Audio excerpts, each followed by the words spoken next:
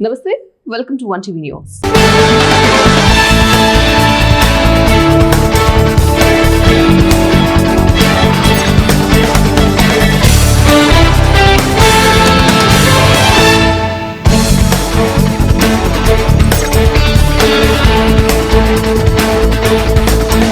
ప్రకాశం జిల్లా దోర్నాల్లోని కొత్తూరు వద్ద నిర్మాణంలో ఉన్న వెలుగొండ ప్రాజెక్టుకు టన్నెల్, ఫీడర్ కెనాల్లను రాష్ట్ర జలవనరుల శాఖ మంత్రి నిమ్మల రామానాయుడు పరిశీలించారు. అనంతరం అధికారులతో రివ్యూ సమావేశం నిర్వహించి టన్నెల్ నిర్మాణ పురోగతిపై చర్చించారు. వెలుగొండ పనులను త్వరితగతిన పూర్తి చేసేలాగా చర్యలు తీసుకోవాలని ఆదేశించారు. ఈ కార్యక్రమంలో మార్కాపురం శాసనసభ్యులు కందుల నారాయణ రెడ్డి, గిద్దలూరు శాసనసభ్యులు ముత్తుముల అశోక్ రెడ్డి, ఎర్రగొండపాలెం నియోజకవర్గ టీడీపీ ఇన్ఛార్జ్ గూడూరి ఎరిక్షన్ బాబు, జిల్లా అధికారులు పాల్గొన్నారు. 9 కిలోమీటర్ల వరకు కూడా బ్యాక్ కి వాటర్ పోయినటువంటి పరిస్థితి మనందరూ కూడా చూసాం. అటువంటి స్థితిలో మొన్న 7వ తేదీన ఇన్స్పెక్షన్ వచ్చినప్పుడు ఆ రోజు క్లియర్ గా ఇన్స్ట్రక్షన్స్ ఇవ్వడం జరిగింది. ఏదైతే ఆ గండ్లని అదేవిధంగా ఆ జంట సొరంగాల్లో పోయినటువంటి ఆ యొక్క నీటిని అంతటినీ కూడా డీవాటరింగ్ చేయమని స్పష్టంగా ఆదేశాలు ఇచ్చాం. యుద్ధ ప్రాతిపదికన పూర్తి చేయమని చెప్పేసి కూడా ఆ రోజు మనం ఆదేశాలు ఇచ్చాం. అయితే మరి రోజులు అవుతూ ఉన్నాయి, కానీ ఏదైతే ఆ డీవాటరింగ్ పనులు కానీ ఆ ఫీడర్ కెనాల్ సంబంధించి గండ్లు పూడ్చడంలో ఇంకా నాంచివేత ధోరణి ఏదైతే ఉందో, కొంతమేర నిర్లక్ష్యం ఏదైతే ఉందో దాన్ని కూడా ఈ రోజు మేమందరం కూడా ఇన్స్పెక్షన్ ద్వారా సంబంధిత అధికారులకు, సంబంధిత ఏజెన్సీలకు కూడా తీవ్రంగా కూడా హెచ్చరికలు కూడా చేయడం జరిగింది. ఎందుకంటే చంద్రబాబు నాయుడు గారు చాలా క్లియర్ గా రేపు 2026 కల్లా ఈ వెలుగొండను పూర్తి చేయాలని ఏదైతే ఆయన లక్ష్యం పెట్టుకున్నారో, ఆయన లక్ష్యానికి అనుగుణంగా పనులు పూర్తి కాకపోతే అటు అధికారులైనా ఇటు ఏజెన్సీల పైన తీవ్రమైనటువంటి చర్యలు తీసుకుంటామని చెప్పడం కూడా ఈరోజు చెప్పడం జరిగింది. ఎందుకంటే ప్రకాశం అత్యంత వెనకబడినటువంటి జిల్లా, ఫ్లోరైడ్ బాధితుల జిల్లా. ఈ వెలుగొండ ఆ రోజు 1996లో చంద్రబాబు నాయుడు గారు పుట్టినరోజున భూమి పూజ స్పష్టంగా కనపడతారు. ఎన్నికలలో పశ్చిమ ప్రకాశానికి సంబంధించి జీవనాడైనటువంటి వెలుగొండ ప్రాజెక్టుని మేము కంప్లీట్ చేస్తాం, సాగునీరు త్రాగునీరు మేము అందిస్తామని ఇచ్చినటువంటి హామీ మేరకు ఒక పట్టుదలతో పనిచేస్తున్నటువంటి ప్రభుత్వం, మరీ ముఖ్యంగా మా యొక్క నీటిపారుదల శాఖ మంత్రి గారి గురించి చెప్పాలంటే, ప్రభుత్వం ఏర్పడినటువంటి పట్టుదల నాళ్ళలోనే విజయవాడని బుడమేరు ముంచెత్తితే నిద్రాహారాలు మాని అక్కడే పడుకొని దాన్ని సరిచేసినటువంటి వ్యక్తి.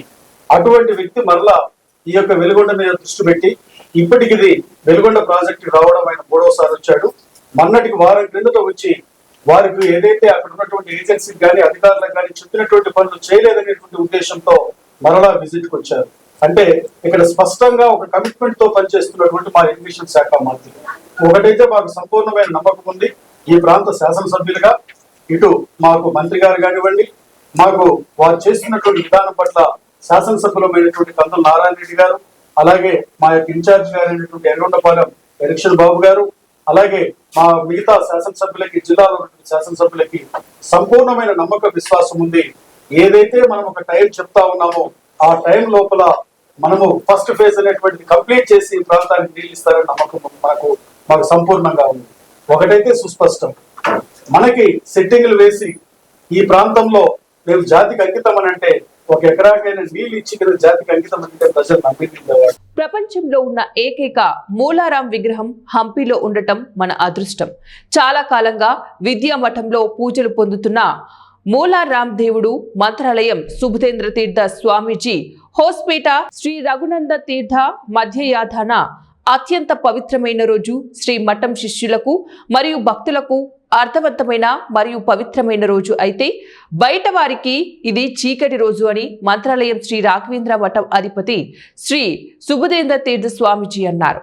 బుధవారం హంపీలోని శ్రీ రఘునందన తీర్థను పూజించే ఉద్దేశంతో శ్రీ మూల రామచంద్ర దేవర సంస్థాన్ పూజను హంపీలోని శ్రీ రఘునందన తీర్థ మఠం యొక్క మూల బృందావన్ సన్నిధిలో నిర్వహించి ఆశీర్వాద సందేశాన్ని ఇచ్చారు.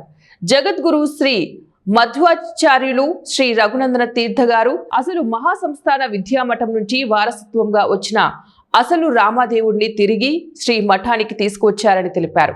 మూలరాముని లక్షణాలను పరిశీలిస్తే ఇతనే అసలు రామదేవరా అని మనకు తెలుస్తోంది. మూలరాముడు మనతో ఉన్నాడని ప్రపంచంలో ఎవరూ చెప్పరు. కానీ ఆయన ఎక్కడా భక్తులకు విశ్వదర్శనం ఇవ్వడానికి ధైర్యం చేయలేరు. కానీ మూలరాముడు వారసత్వంగా పొందిన విద్యామఠం అయిన శ్రీ రాయమఠంలో భక్తులు కుల మత వర్గ విభేదం లేకుండా నిరంతరం విశ్వదర్శనం పొందుతున్నారు. 4 యుగాల సృష్టికర్త అయిన చతుర్ముఖ బ్రహ్మదేవుడు 4 రకాల ప్రయత్నాలను ఇస్తాడు. అటువంటి మూల రామచంద్ర దేవుడు శ్రీ మఠంలో ఉన్నాడు. తాను ప్రపంచంలో ఉన్నప్పుడు తాను మూలరాముడని ఆయన అన్నారు.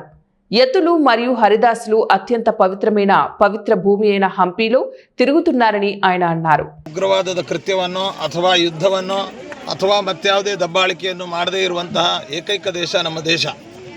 ಇಂತಹ ದೇಶದ ಸುವ್ಯವಸ್ಥಿತವಾದಂತಹ ಆಡಳಿತವನ್ನು ಛಿದ್ರಗೊಳಿಸಿ ನಮ್ಮ ಸನಾತನ ಒಂದು ಹಿಂದೂ ಸಂಪ್ರದಾಯದ ಹಿಂದೂ ರಾಜ್ಯವನ್ನು ವಿಚ್ಛಿತ್ತಿಗೊಳಿಸಬೇಕು ಅನ್ನುವಂತಹ ಉದ್ದೇಶದಿಂದ ಮತೋನ್ಮಾದಿಗಳು ಉಗ್ರವಾದಿಗಳು ಯಾವುದೇ ದೇಶದ ಒಂದು ಪ್ರೇರಣೆಯಿಂದ ಇಲ್ಲಿ ಆಗಮಿಸಿ ಈ ಕುಕೃತ್ಯವನ್ನು ಮಾಡಿದ್ದಾರೆ. ಇದನ್ನು ನಾವು ಅಕ್ಷರಶಃ ಖಂಡಿಸ್ತೇವೆ.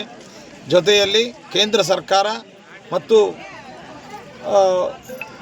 ನಮ್ಮ ಸಮಗ್ರ ಏನು ವಿಶ್ವ ಒಂದು ಸಂಸ್ಥೆ ಇದೆ, ತನ್ಮೂಲಕವಾಗಿ ಈ ತರಹದ ಕೃತ್ಯವನ್ನು ಖಂಡಿಸಿ ಸೂಕ್ತವಾದ ಚರ್ಯೆಯನ್ನು ತೆಗೆದುಕೊಂಡು ಅಪರಾಧಿಗಳಿಗೆ ಸರಿಯಾದ ಶಿಕ್ಷೆಯನ್ನು ನೀಡಬೇಕು ಅಂತ ಹೇಳ್ತಾ, ದೇಶದ ಎಲ್ಲ ಪ್ರಜೆಗಳು ಕೂಡ ಈ ತರಹದ ಯಾವುದೇ ಶಾಂತಿ ಭಂಗವಾಗುವಂತಹ ಚರ್ಯೆ ತಮ್ಮ ಗಮನಕ್ಕೆ ಎಲ್ಲಿ ಬಂದರೂ ಕೂಡ ಇದು ಯಾವುದೇ ಒಂದು ಮಿಲಿಟರಿಯೋ ಅಥವಾ ಕೇಂದ್ರ ಸರ್ಕಾರವೋ ಅಥವಾ ರಾಜ್ಯ ಸರ್ಕಾರದ ಹೊಣೆ ಮಾತ್ರ ಅಲ್ಲ, ಪ್ರತಿಯೊಬ್ಬ ಭಾರತ ದೇಶದ ಪ್ರಜೆಯ ಹೊಣೆಯೂ ಹೌದು.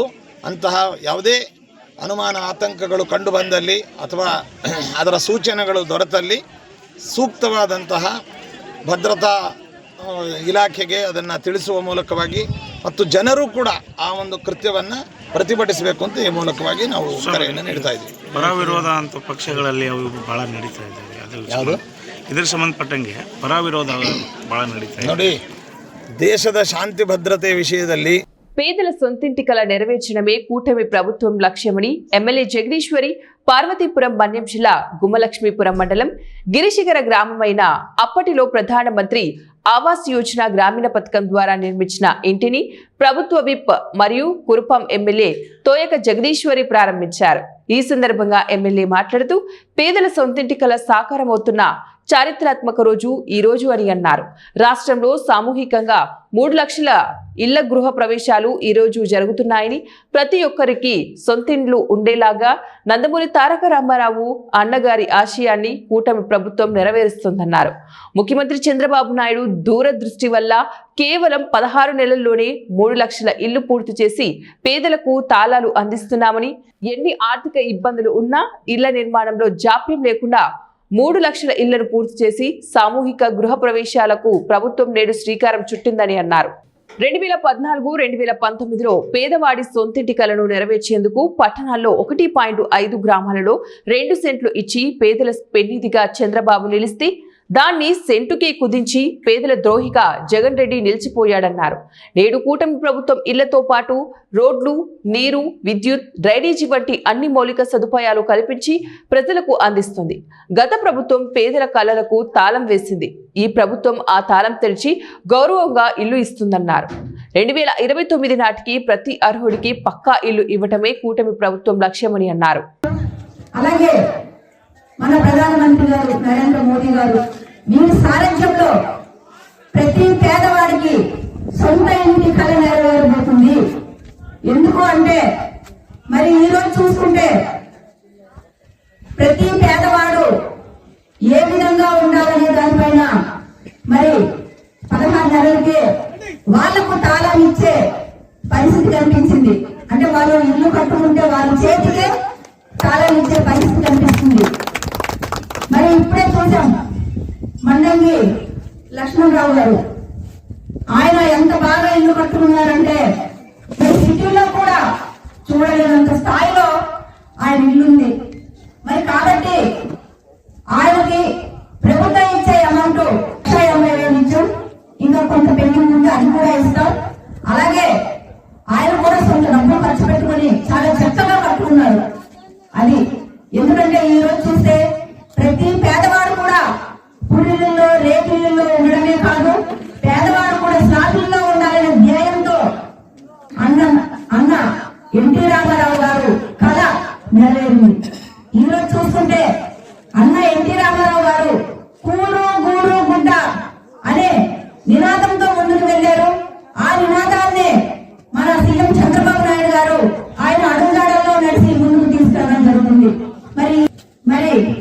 గత వైసీపీ టైంలో 3765 వచ్చాయి మన కురుపం కాన్స్టిట్యూన్సీ సంబంధించి. అలాగే వాళ్ళు పూర్తి చేసిన వెళ్ళి అంటే 1729 మాత్రమే. ఈ రోజు కూటమి ప్రభుత్వం వచ్చిన మరుక్షణమే అలాగే కురుపం నియోజకవర్గం సంబంధించి గుమలక్ష్మీపురం మండలానికి టోటల్ గా 1164, జిఎం వలస 1848, కురుపం 1472, గరుగుపిల్లి 324, కొమరాడ 316. ఇవి రూరల్ ఏరియాలో ఇచ్చినటువంటి హౌసెస్. అలాగే ప్రజలకు మెరుగైన వైద్య సేవలు అందించాలన్న సంకల్పంతో రాష్ట్ర ప్రభుత్వం ప్రభుత్వ హాస్పిటల్స్ ను మెడికల్ కళాశాలలుగా అభివృద్ధి చేసే దిశగా కృషి చేస్తోందని పోలవరం శాసనసభ్యులు చిర్రి బాలరాజు తెలిపారు. ప్రజలకు సమీప ప్రాంతాల్లోనే నాణ్యమైన వైద్య సదుపాయాలు లభించాలనే ఉద్దేశంతో ప్రభుత్వం ఆరోగ్య రంగాన్ని బలోపేతం చేస్తోందని అన్నారు. హాస్పిటల్స్ ను ఆధునిక పరికరాలు, నిపుణుల సిబ్బందితో సమీకరించి ప్రైవేటు సంస్థల సహకారంతో లీజ్ విధానంలో నిర్వహించాలనే నిర్ణయం తీసుకోవడం వల్ల సేవల నాణ్యత గణనీయంగా మెరుగుపడిందని పేర్కొన్నారు. ఈ విధానం ద్వారా పేద ప్రజలు సైతం తక్కువ ఖర్చుతో ఉన్నత వైద్య సేవలు పొందగలరని తెలిపారు. వైఎస్ఆర్ కాంగ్రెస్ పార్టీ నేతలు రాజకీయ ప్రయోజనాల కోసం ప్రభుత్వ అభివృద్ధి చర్యలపై నిరాధార ఆరోపణలు చేయడం దురదృష్టకరమని ఎమ్మెల్యే విమర్శించారు. ప్రజాహిత కార్యక్రమాలను అడ్డుకోవడమే లక్ష్యంగా ర్యాలీలు, ధర్నాలు చేపట్టడం ప్రజల ప్రయోజనాలకు విరుద్ధమని పేర్కొన్నారు. రాష్ట్ర ప్రభుత్వం ప్రతి రంగంలోనూ పారదర్శకతతో ముందుకు సాగుతోందని, ప్రజల సహకారం ఉంటే వైద్య రంగం రూపురేఖలు పూర్తిగా మారిపోతాయని ఆయన తెలిపారు. అభివృద్ధి దిశగా తీసుకుంటున్న ఈ నిర్ణయాలను ప్రజలు అర్థం చేసుకుని రాష్ట్ర పురోగతికి భాగస్వాములు అవ్వాలని ఆయన పిలుపునిచ్చారు. హాస్పిటల్ సంబంధించి కొత్తగా డెవలప్మెంట్ చేయాలి. దానికి సంబంధించి ప్రైవేట్ వ్యక్తులకి లీజ్ కింద ఇచ్చి దాన్ని డెవలప్మెంట్ చేసి అక్కడ మనకి ఏదైతే హాస్పిటల్కి సంబంధించి అనేకమైనటువంటి ఫెసిలిటీ ప్రైవేట్ వ్యక్తుల ద్వారా జరుగుతుంది. మళ్ళీ అది తిరిగి గవర్నమెంట్ హ్యాండ్ ఓవర్ చేసుకుంటుంది. కానీ కనీసం ఆలోచన లేకోకుండా ఈ విధంగా ఏదో సంతక సేకరణ అంట, లేకపోతే ఏదో ర్యాలీ అంట, ఏదో ఒక బుర్ర జల్లాలి, ఏదో ఒక ఇష్యూని క్రియేట్ చేయాలనేటువంటి ఒక ఆలోచనతో ఇక్కడ ఉండేటువంటి వైసీపీ నాయకులు ఇలాగ ధర్నాలు చేయడం వాళ్ళకి ఇంగిత జ్ఞానానికి వదిలేస్తున్నాం. ఈరోజు కనీసం ఎందుకు ఈ ర్యాలీ చేస్తున్నాం కూడా వారిని ప్రశ్నిస్తే ఎవరు కూడా మాట్లాడలేనటువంటి పరిస్థితి. ఇలాగా ఏదన్నా ఇష్యూ చేయాలంటే దాని మీద పర్టికులర్గా తెలుసుకొని దాని మీద క్షేత్రస్థాయిలో పరిశీలన చేసి మీరు చేస్తే బాగుంటుంది. ఎందుకంటే వీళ్ళు ఏం చేస్తున్నారంటే ప్రజలను కూడా తప్పుదోవ పట్టించేటువంటి ఏర్పాటు చేస్తున్నారు.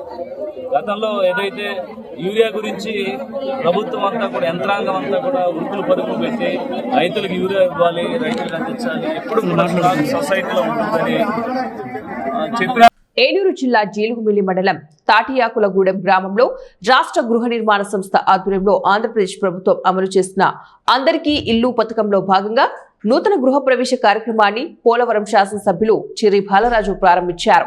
రిబ్బన్ కట్ చేసి గృహ ప్రవేశ మహోత్సవాన్ని ప్రారంభించిన ఆయన మాట్లాడుతూ రాష్ట్ర ప్రభుత్వం ప్రతి పేద కుటుంబానికి సొంత ఇల్లు కల్పించాలనే సంకల్పంతో ఈ పథకాన్ని అమలు చేస్తోందని, పేదల గృహ స్వప్నాలు నెరవేరుతాయని తెలిపారు.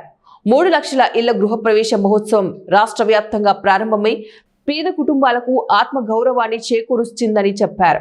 ఇల్లు అనేది ప్రతి కుటుంబానికి ఆర్థిక భద్రతతో పాటు గౌరవప్రదమైన జీవనానికి బాటలు వేస్తుందని పేర్కొన్నారు.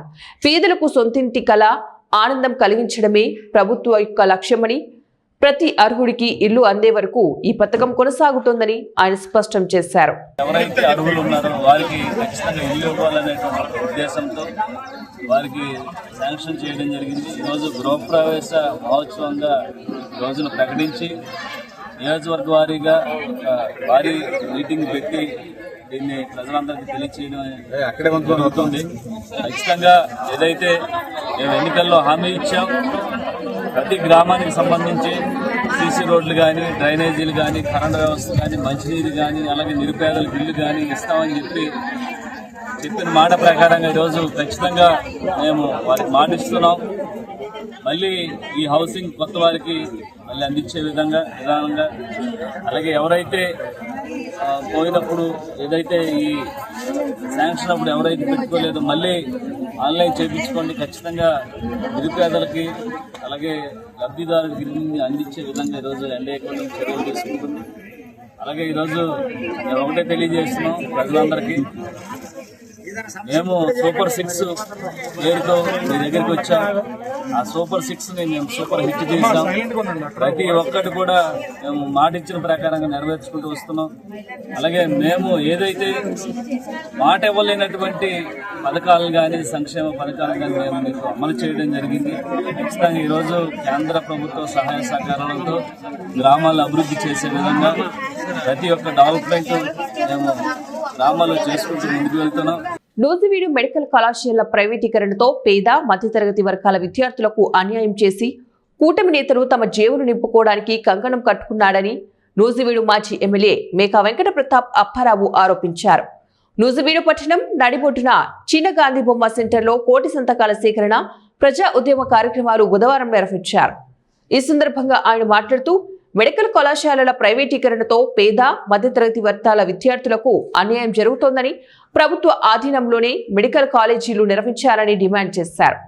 తమ హయాంలో నూజివీడులో అనేక విద్యా సంస్థలను స్థాపించామని, ప్రభుత్వ హాస్పిటల్స్ ని 300 పడకల హాస్పిటల్ గా అభివృద్ధి చేశామన్నారు.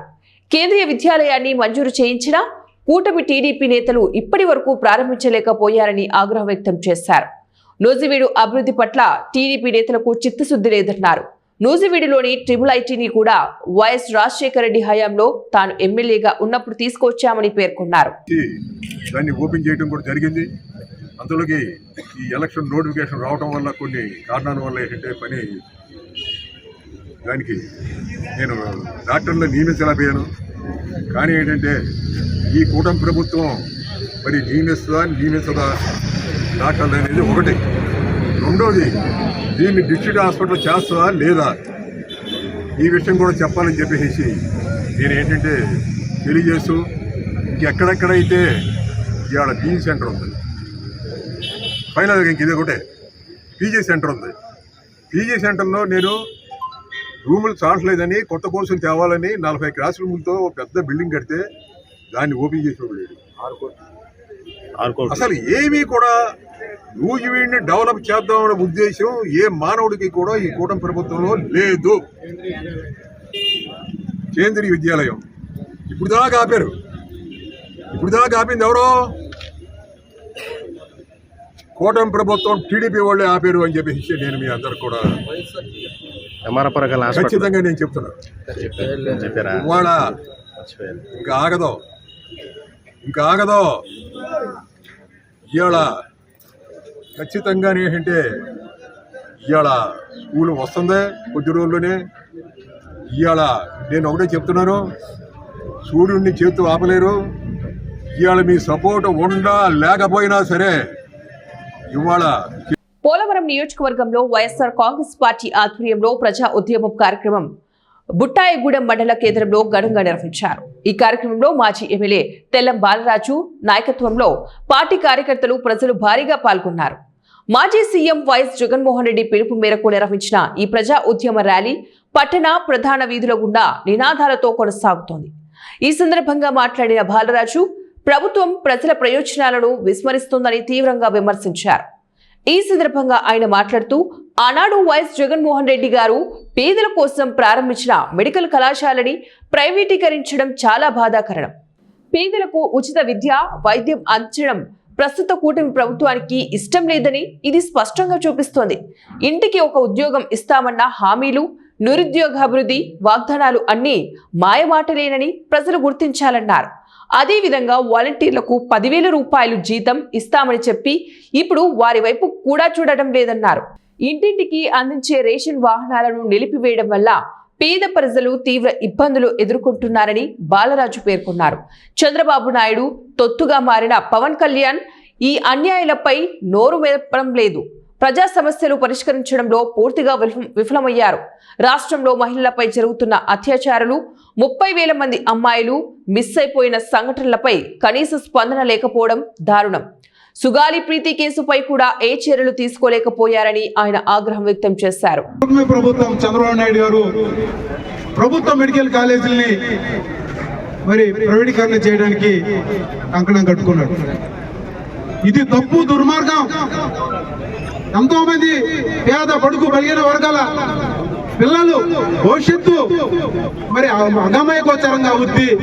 దీనివల్ల వైద్య విద్య పేదలకి అందకుండా మరి జరుగుద్ది, పేదలకి వైద్యం అందదు. మరి ఇలాంటి పరిస్థితులు ఉంటాయని మరి మన పార్టీ నాయకుడు జగన్మోహన్ రెడ్డి గారు ఈ కూటమి ప్రభుత్వాన్ని చంద్రబాబు నాయుడిని హెచ్చరించడమై, అయినా కానీ మొండి వైఖరితో ఒక హిట్లర్గా, ఒక నియంతగా ఈరోజు ఆయన ముందుకెళ్తున్నాడు. స్వయంగా జగనన్న అనకాపల్లి మెడికల్ కాలేజీలో నర్సీపట్నంలో ఆయన స్వయంగా జోగులాంబ గద్వాల జిల్లా అలంపూర్ చౌరస్తా సమీపంలో ఉన్న వరసిద్ధి వినాయక జిన్నింగ్ మిల్లులో ఏర్పాటు చేసిన పత్తి కొనుగోలు కేంద్రాన్ని కలెక్టర్ పరిశీలించారు. CCI నిబంధనల ప్రకారం 8 నుంచి 12% లోపు తేమ ఉన్న పత్తిని కొనుగోలు చేస్తున్నందున రైతులు దాని ప్రకారం ఆరబెట్టుకుని తీసుకురావాలని సూచించారు. ప్రస్తుతం స్లాట్ బుకింగ్ విధానంలో ఎకరాకు 7 క్వింటాల పత్తిని కొనుగోలు చేస్తూ ఉండగా 12 క్వింటాలు కొనుగోలు చేయాలని, అకాల వర్షాలతో పత్తి దెబ్బతినడంతో తేమ తక్కువగా ఉన్న కొనాలని పలువురు రైతులు కలెక్టర్ను కోరుతున్నారని, ఇటీవలే ఈ విషయాన్ని వ్యవసాయ శాఖ మంత్రి దృష్టికి తీసుకెళ్లామని కలెక్టర్ తెలిపారు. ఈ సందర్భంగా కలెక్టర్ వాహనాల్లో రైతులు అమ్మేందుకు తీసుకొచ్చిన పత్తిని పరిశీలించి అధికారులతో మాట్లాడారు. అనంతరం కలెక్టర్ జిల్లా మార్కెటింగ్ అధికారిని పుష్పమ్మ, జిల్లా కోఆర్డినేటివ్ అధికారి శ్రీనివాస్, CCI అధికారి రాహుల్ కలానా పరిశీలించారు. ఇవి ఇప్పుడు బులెటిన్ డీటెయిల్స్. నెక్స్ట్ బులెటిన్ లో మళ్ళీ కలుద్దాం. Until then keep watching 1TV news.